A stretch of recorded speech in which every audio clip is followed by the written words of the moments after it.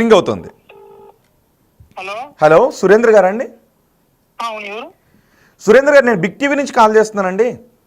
చెప్పండి. లైవ్లో మాట్లాడుతున్నారు మీరు. ఓకే సార్, చెప్పండి సార్. సురేంద్ర గారు, నిజానికి మీ చెల్లి మరణంలో మీరు ఎంత బాధలో ఉంటారో తెలుసు, వాళ్ళ కుటుంబ సభ్యులుగా, వాళ్ళ పెదనాన్న కుమారుడుగా. కానీ కొన్ని అనుమానాలు మీ వైపు వస్తూ ఉన్నాయి. ఎందుకు, అసలు ఏం జరిగింది? సార్, నేను ఆల్రెడీ వాళ్ళకి చెప్పాను సార్. మీకు ఆల్రెడీ ప్రెస్ మీట్ కూడా నేను ఇచ్చాను, నాకు తెలుస్తూనే. అక్కడ మాకు ప్రెస్ వాళ్ళు వచ్చినా నేను ఇచ్చాను సార్. నా మీద అనుమానాలు ఉన్నట్టయితే నేను ప్రతిదానికి మీకు సహకరిస్తాను. అవును, నా ఫోన్ కూడా అదే సార్, మీకు ఏ విధంగా నా మీద అనుమానం ఉందో ఆ అనుమానం చెప్తే నేను చెప్తాను సార్. ఓకేనా? అసలు నేను ఏం జరిగిందండి? ఫస్ట్ కాలేజ్ ఎన్ని గంటలకు వెళ్ళింది తను ఇంటి దగ్గర నుంచి?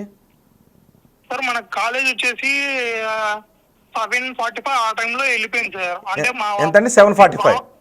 అవును సార్. ఆ టైంలో వయసు అంటే ఆ అమ్మాయి వాళ్ళు ప్రొద్దుటూరులో సార్, మా పిన్ని వాళ్ళు. ఓకే. అంటే ఆ అమ్మాయి స్టడీస్ కోసమే అక్కడ వెళ్ళున్నారు. సో వెళ్ళున్నారు.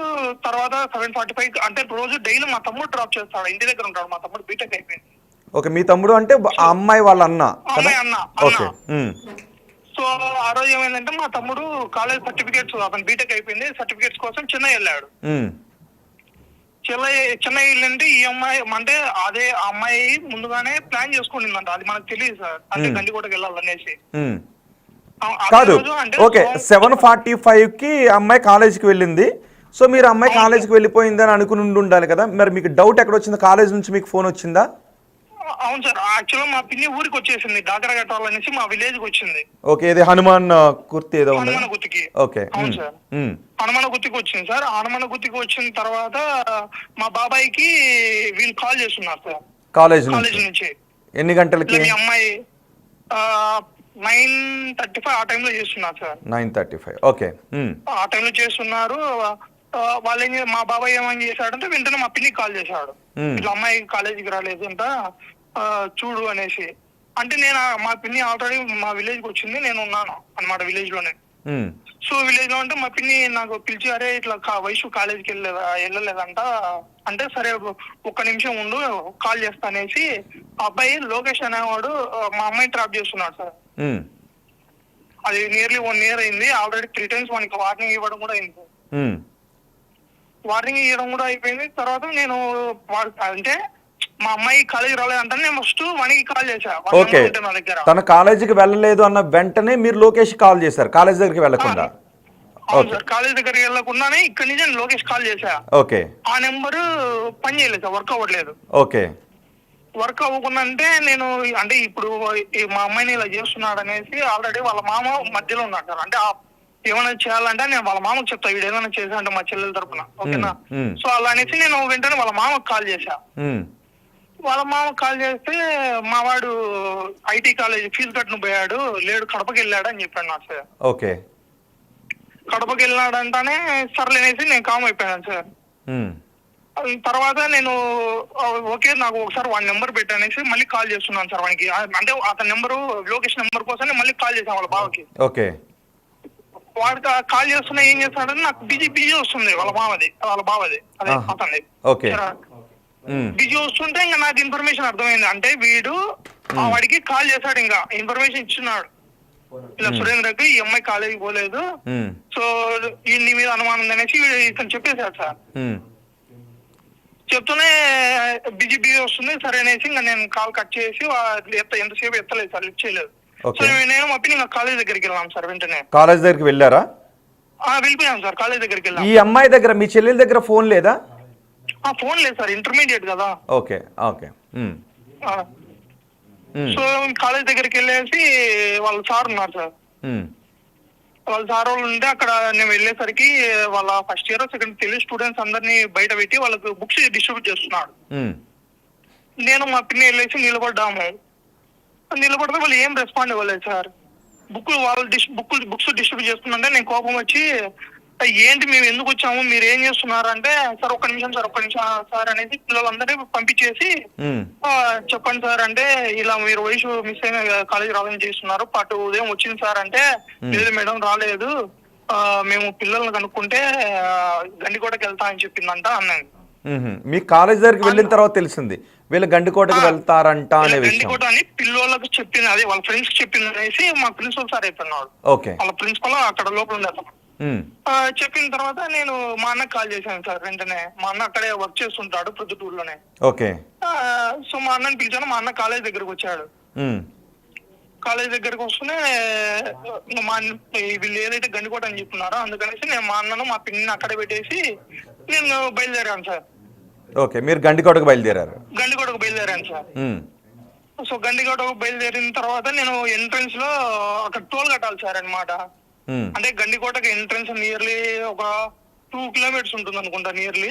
ఓకే. సో 2 కిలోమీటర్స్ ముందే టోల్ గేట్ వస్తుంది, అక్కడ మనం టోల్ కట్టాలి అనమాట. ఓకే. సో టోల్ కట్టేటప్పుడు నేను అడిగాను అతను, అన్న అంటే అతను టోల్ డబ్బులు అడిగితే నేను లేదన్నా ఇలా మా అమ్మాయి మిస్ అయింది, సో లోపలికి వెళ్ళాలి అనేసి చెప్పాను. అంటానే సరే ఓకే అన్నాడు. నేను అడిగాను, అన్న సీసీ పని చేస్తుందా అన్న అంటే, పని చేస్తుందన్నా అంటే రికార్డ్ యాడ్ ఉంటుందంటే ఈ రికార్డ్ ఇక్కడ ఉండదన్నా, డైరెక్ట్ కలెక్టర్ దగ్గర ఉంటుంది, కలెక్టరేట్ లో ఉంటుంది అన్నాడు. ఓకే. అనేసి నేను లోపలికి వెళ్ళాను సార్. నేను గండికోట లోపలికి వెళ్ళాను. ఎవరు, మీరు ఒక్కరే వెళ్ళారా, మీతో ఇంకెవరైనా వచ్చారా? ఎవ్వరు రాలేదు సార్, ఒక్కనే వెళ్ళాను సార్. నేను ఒక్కడే వెళ్ళాను. లోపలికి వెళ్ళాను సార్. నా బైక్ బుల్లెట్ సార్ నాది. ఒక్కనే వెళ్ళాను. లోపలికి వెళ్ళాను. అక్కడ కనపడిన వాళ్ళ లోపలికి వెళ్ళిన తర్వాత నా బైక్ పార్క్ చేశాను. బైక్ పార్క్ చేసి అక్కడ మన బైక్ పార్క్ చేసే దగ్గర బఠానీలు అమ్ముతుంది ఒక అవ్వ. ఆమెను కూడా అడిగాను సార్, ఇలా ఈ అమ్మాయి ఏమైనా కనిపిస్తుందా అంటే లేదు అన్నారు. సో నేను డైరెక్ట్ స్ట్రైట్ పోతే అక్కడ ఎంటర్ అయిన తర్వాత లోపల వ్యూ పాయింట్ ఉంది sir water the. Okay. So ఆ వ్యూ పాయింట్ దగ్గర జనాలు ఉన్నారు, వాళ్ళ దగ్గర వాళ్ళని అడిగాను సార్, అమ్మాయి ఏమైనా చూసారా. అప్పుడు టైం ఎంత అవుతుంది? నేను లోపలికి ఎంటర్ అయినప్పుడు 1 ఉంటుంది సార్. నేను అక్కడ లోపలికి వెళ్ళేసరికి 1 ఉంటుంది మధ్యాహ్నం. ఓకే. అదే అవును సార్. లోపలికి కనిపించిన వాళ్ళందరినీ అడిగాను సార్, మీకు ఈ అమ్మాయి తెలుసా, ఈ అమ్మాయి తెలుసా, చూసారా ఎక్కడన్నా అంటే లేదన్నా చూడలేదన్నారు సార్. తర్వాత ఇప్పుడు ఈ అమ్మాయిది అక్కడ టెంపుల్ ఉంది సార్, అది విఘ్నేశ్వర టెంపుల్ ఏదో తెలియదు, రంగనాథ స్వామి టెంపుల్. ఆ టెంపుల్ లోపల నుంచి బయటకు వస్తున్నారు 2 కప్పులు. వచ్చేటప్పుడు నేను వాళ్ళని అడిగాను, అన్న ఈ అమ్మాయి ఏమన్నా చూసారా అన్న ఇక్కడ అంటే లేదు బాబు చూడలేదన్నారు. సో నేను అక్కడి నుంచి చూసి ఇంకా ఎవరు కనపడలేదు సార్, నాకు బయట నుంచే చూస్తాను ఇక ఎవరు కనపడలా అనేసి నేను ఇంకా వెళ్ళిపోయాను సార్. ఇంకా నెక్స్ట్ వాళ్ళు అడిగాను, ఇంకా నేను ఏం లేదు అక్కడ కనుక్కొనేసి ఇంకా లోపలికి ఇంకా బయటికి వచ్చేసా. మీరు అక్కడ నుంచి వెళ్ళిపోయారు? ఇంకా వెళ్ళిపోయా, బైక్ తీసుకున్నా ఇంకా నేను వెంటనే వచ్చేసాను. ఓకే. వెంటనే వచ్చేసి అక్కడ దారిలో మళ్ళీ మనం రిటర్న్ వచ్చే దారిలో ఒక షాప్ ఉంది. ఆ షాప్ దగ్గర 4 అమ్మాయిలు 4 అబ్బాయిలు ఉన్నారు సార్. వాళ్ళని అడిగాను, ఈ అమ్మాయి ఏమన్నా చూసారా చెప్పండి అంటే చూడలేదన్నారు. ఆ షాప్ ఓనర్ ను కూడా అడిగాను, ఈ అమ్మాయి ఏమన్నా కనిపించిందా అంటే లేదన్నా చూడలేదు అన్నారు. సరే అనేసి ఇంకా నేను రిటర్న్ వచ్చేసిన సార్. రిటర్న్ వచ్చిన తర్వాత ఇంకా ప్రొద్దుటూరుకి వచ్చాను నేను నేరుగా మా పిన్ని వాళ్ళ ఇంటికి. ఓకే. సో నేనేం చేశాను అంటే మా పిన్నిని పికప్ చేసుకుని మళ్ళీ కాలేజ్ దగ్గరికి వెళ్ళాను.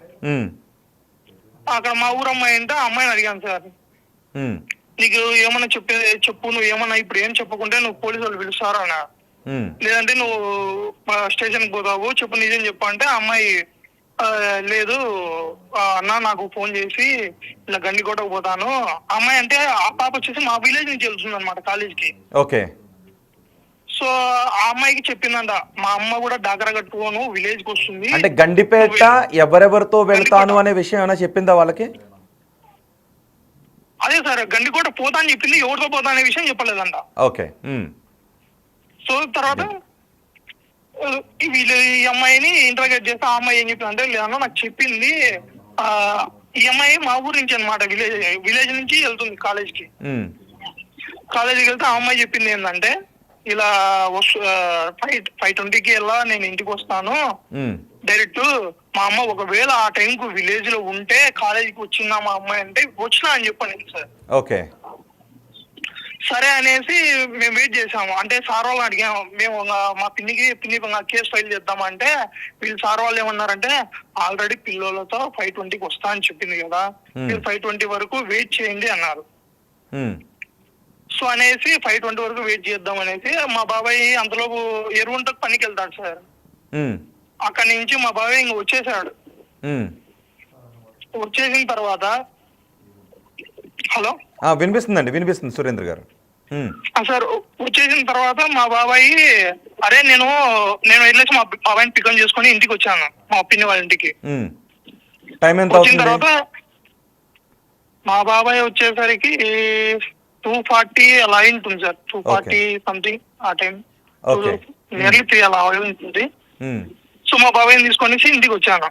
మా బాబాయ్ ఏమన్నాడంటే అరే నువ్వు కాలేజ్ సందులో నువ్వు ఈ ఎడ్జ్ లో ఉండు, నేను ఇంకొక ఎడ్జ్ లో ఉంటాను అని చెప్పాడు. అంటే మాకు సార్ వాళ్ళు అంటే ఇంతకుముందు కూడా చాలా మంది పిల్లలు ఇలాగే కాలేజ్ కొట్టి 5:20కి ఇక్కడ కాలేజ్ వెళ్తుంటారు. సో అనేసి వెయిట్ చేయనంటే నేను వెయిట్ చేశాను. సో ఆ కార్నర్ మా బాబాయ్, ఈ కార్నర్ నేను వెయిట్ చేశాను సార్. 5:20 అయింది, 5:35 అయింది, ఇంకా అమ్మాయి రాలేదు. 5 ఇంకా రాకుండా అంటే ఇంకా నేరుగా వెళ్ళిపోయినాం సార్. ఉంటాం పోలీస్ స్టేషన్. 5:20 వరకు మీరు కాలేజ్ పరిసర ప్రాంతాల్లోనే ఉన్నారు, గండిపేటలో లేరు? గండికోటలో లేను అసలు. గండికోటలో మహా అయితే ఏంటంటే నేను ఆ వ్యూ పాయింట్ లో ఉండింటే, ఒకవేళ ఆ వ్యూ పాయింట్ లో ఒక 3 to 5 minutes సార్ అంతే. మీరు గండికోట నుంచి మళ్ళీ తిరిగి వచ్చిన తర్వాత మళ్ళీ మీ బాబాయ్కి ఫోన్ చేసే మధ్యలో మీరు ఎవరెవరిని కలిశారు, ఎంతమందికి ఫోన్ చేశారు? నేను ఎవరిని కలిసలేదు సార్. నేను వచ్చే దారిలో వాళ్ళ మామకి కాల్ చేస్తూ వచ్చాను సార్. దారిలోనే వాళ్ళ మామకి కాల్ చేస్తూ వచ్చా. రే అంటే ఆ అబ్బాయి లోకేష్ నెంబర్ నాకు తెలియదు సార్. ఆ నెంబర్ కోసం నేను కాల్ చేస్తున్నా వాడికి. వాడు లిస్ట్ చేస్తున్నాడు, కడపలోనే ఉన్నాడు, వచ్చినాడు, ఇంటికి వచ్చినాడు, ఇసుకే తోలుతున్నాడు అంటున్నాడు. కానీ వాడి ఫోన్ నెంబర్ ఇవ్వట్లే, వాడితో మాట్లాడి ఎట్లా. ఓకే, ఇదే జరుగుతుంది కానీ వాడితో నాకు మాట్లాడలేదు సార్ ఎటువంటి పరిస్థితిలో. ఏం చేస్తాను నేను గండికోట అంటే రిటర్న్ లో వాడికి కాల్ చేస్తున్నా నేను. వాడు ఏం చేస్తున్నా అంటే సరే ఉండు నెంబర్ పెడతానా ఉండు అనేసి నెంబర్ పెట్టాడు సార్. నెంబర్ పెట్టిన తర్వాత నేను లోకేష్ కాల్ చేయడం మొదలు పెట్టా. లోకేష్ కాల్ చేస్తే వాడు అసలు నా ఫోన్ ఎత్తలేదు సార్. వాడు రింగ్ అవుతుంది కానీ ఫోన్ తీయలేదు. రింగ్ అవుతుంది కానీ ఫోన్ ఎత్తట్లేదు. ఎన్ని గంటలకి ఇది? ఇది నేను గండికోట నుంచి రిటర్న్ వస్తున్నాను కదా చూసేసి. మధ్యాహ్నం ఆ సమయంలో కాదు, మీరు రిటర్న్ వచ్చేసిన తర్వాత మళ్ళీ కాలేజ్ దగ్గరికి వెళ్ళారు కదా,